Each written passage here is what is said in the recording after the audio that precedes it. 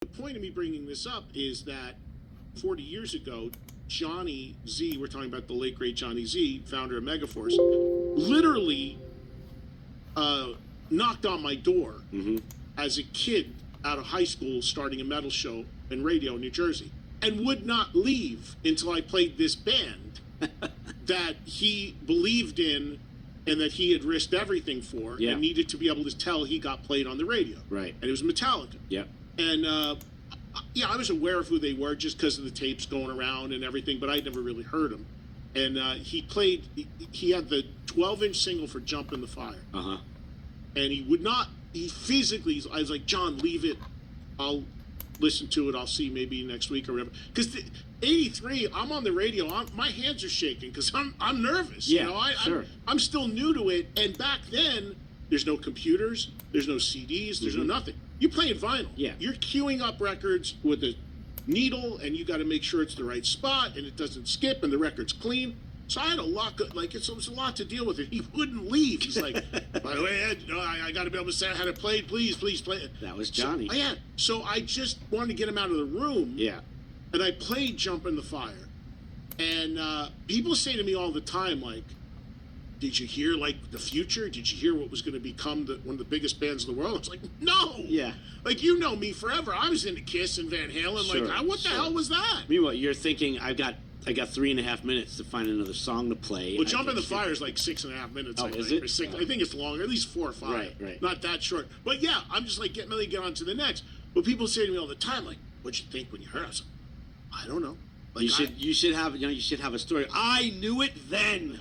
I knew it. The clouds parted and the light shined down and said they are going to be the biggest band in the world. Like that thing. What's that quote from the guy who's John Landau, who's now Bruce Springsteen's manager, but was a writer at the time. The first time I heard Springsteen, he goes, "I heard the future of rock and roll" or something.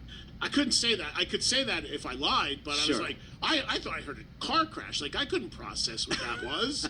But you came from a different, like, even though around the same age, you came from a different thing because you were also into the more extreme stuff. You were into hardcore. You were into other stuff. Right. So for me, I wasn't. So I can understand how it was a little bit of an easier connection because you were just looking for the more extreme stuff. I can say that when Metallica first came to New York, and Danny Lilker and I met them at the Music Building in Jamaica, Queens, because that's where Anthrax had a rehearsal room, and Johnny had gotten them a rehearsal room there so they would have a place to jam all the time because they were still rehearsing and getting ready to go record Kill 'Em All.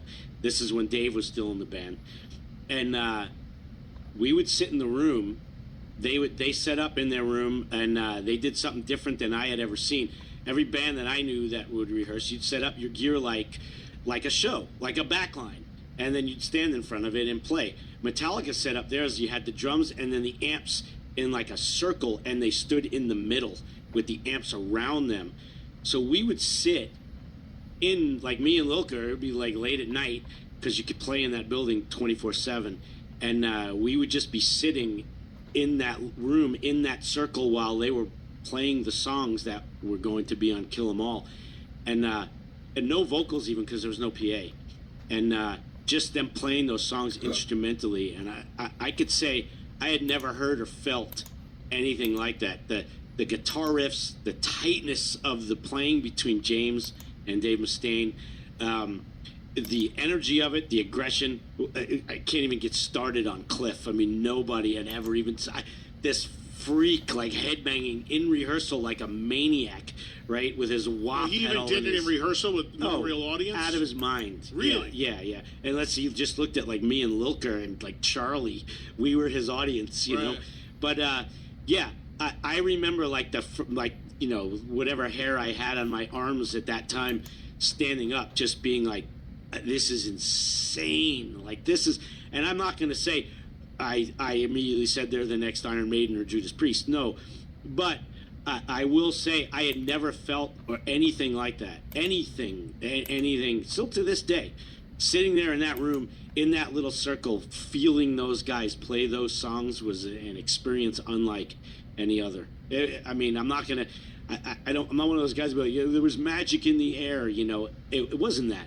It was just 4 guys who were so intensely focused on their goal and the energy that was coming out of those amps, I mean, from their right hands was just, it was mind blowing. Yeah, I talk to Lars about this all the time, because for you, people like you and I that were there so early on,